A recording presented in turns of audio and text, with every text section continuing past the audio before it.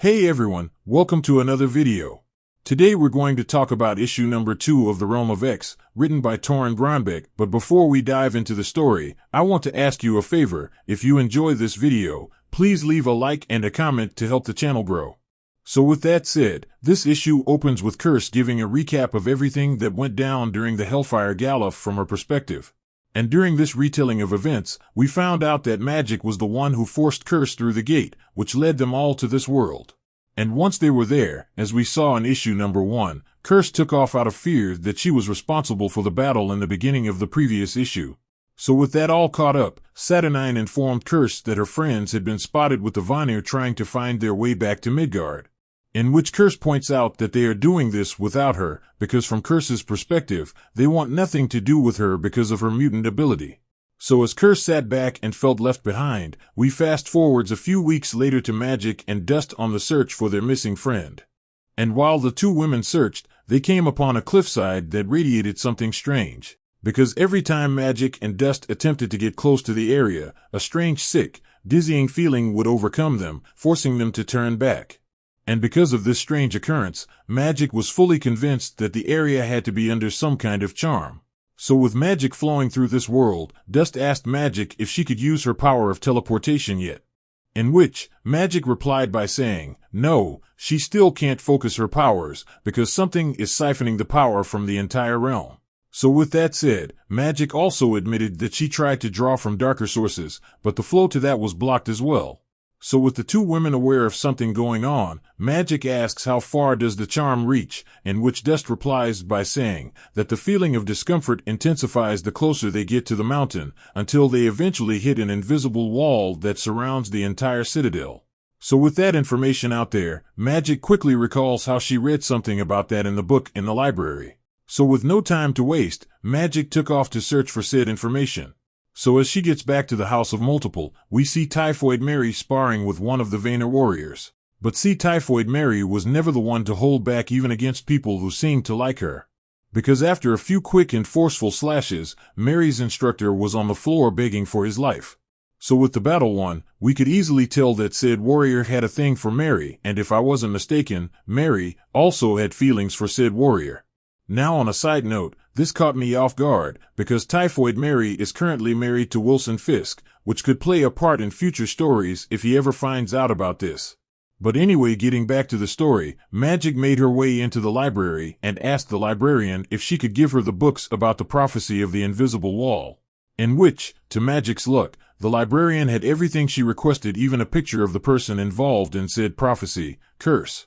So with the information in hand, we skip over to the citadel surrounded by the invisible wall, and when we get there we find out that Curse used her power on one of the prisoners and made him vomit up toads. Now at first Saturnine didn't care about this display of power until her assistant informed her that the toads the prisoner vomited were extinct centuries ago. Which means she was able to bring back something long since gone on a whim. And the crazy part about the whole thing was that Curse didn't even know what or how she was able to do it. So with that kind of power within their grasp, the assistant asks Saturnine why she doesn't ask Curse for help. In which Saturnine replies by saying, no, she has been observing Curse's power, and something like this would come at a great cost that may even claim her life.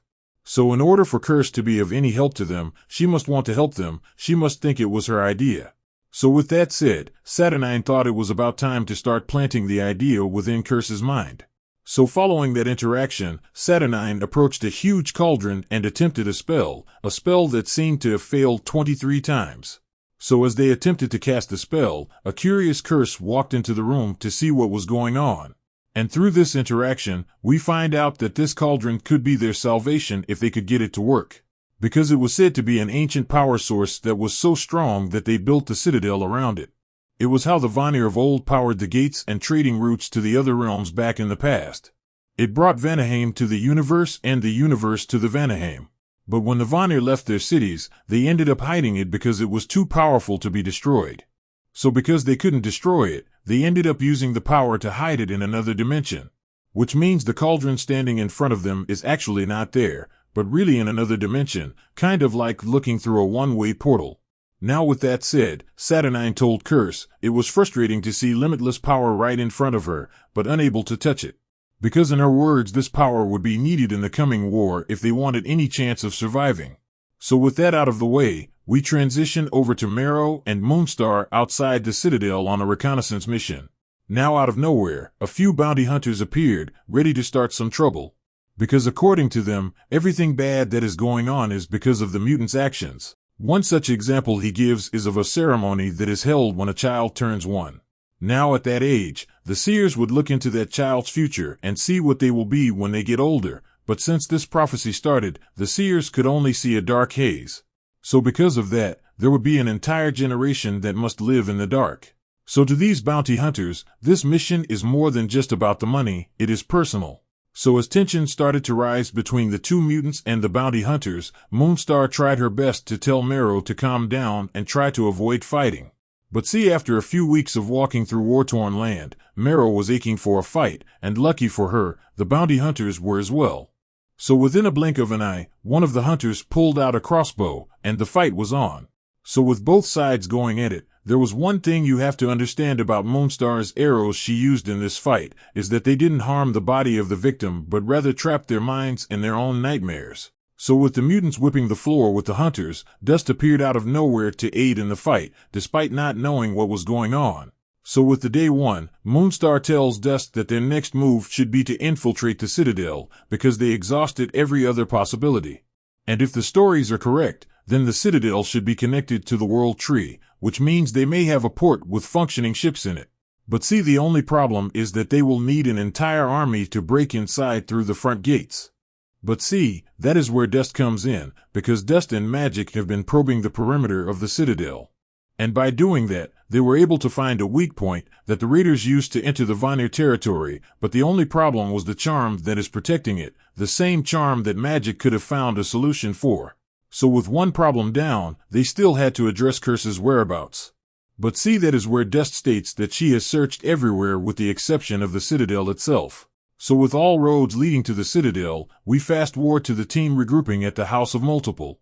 And things are going as well as you would expect with Typhoid Mary, because Mary was pissed off that the team was unable to find anything to get them off this world. So with Mary pissed, she asked Moonstar if she sent any word to Asgard given her friendship with them, in which Moonstar had to admit that either they didn't receive it or they are a part of the blockage around this realm.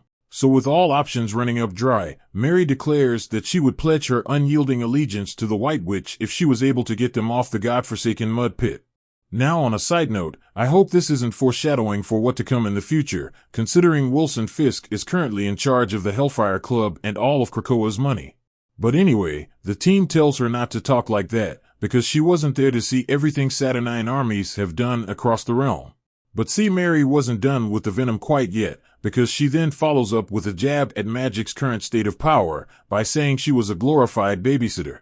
So with shots fired, Magik tried to ignore it and continued to go on about the plan, saying how everyone was fully recovered and ready for battle. But just because Magik was trying to ignore it, didn't mean that Mary was done, because she said that Magik can't pull her own weight in the fight and should stay behind.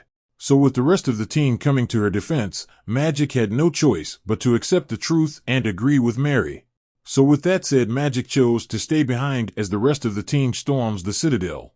So following that, we jump over to the White Witch talking to Joanna, the person who wrote the prophecy, upside down on the ceiling about changing fate. So with that said, Joanna tells Saturnine that there is a theory that the only way to change one's fate is to give something up. And it can't be a symbolic thing, it has to be something that truly goes against her nature. Saturnine will have to give up her very self and see what grace you will find. But see, Saturnine is the kind of person who will try to control the game of fate without knowing the rules. But regardless if she knows or not, everyone will be affected by the game. So with that said, Saturnine asks if she cannot change the prophecy, why act at all, why not sit back and wait to see what happens? Because the mutants are at their gate, she could feel them walking through the charmed forest, for they had come to collect their lost lamb. So with that out there, Saturnine has to pick between two options. The first is to fight and the other is to do nothing. So as she weighs her options, we skip over to the forest that the mutants are traveling through. Now while the mutants traveled through the forest, something strange started to happen to them. First, it began small with soft unease and exhaustion. Then there was a nagging feeling that something was wrong. Following that, the memories came like memories do out of nowhere. And finally, those memories turn into horror. And before they knew it, the team was reliving their worst memories, with Meryl becoming overwhelmed by guilt and emptiness, while Dust is pushed back into her darkest hours, and lastly, Mary was overcome with rage. So with everything going crazy, the team managed to make it to the gate, and before they knew it, everything changed. Now if Magik had been with them, she could have told them who was watching their memories. She would have understood what they were giving away as they walked through the shield of Magik. She would have even understood who they just let into their minds, but Magik is driven by her own fears, complex and all-consuming. They were not of pain and death. For a moment she wonders if there is another way, if this is playing into the hands of destiny.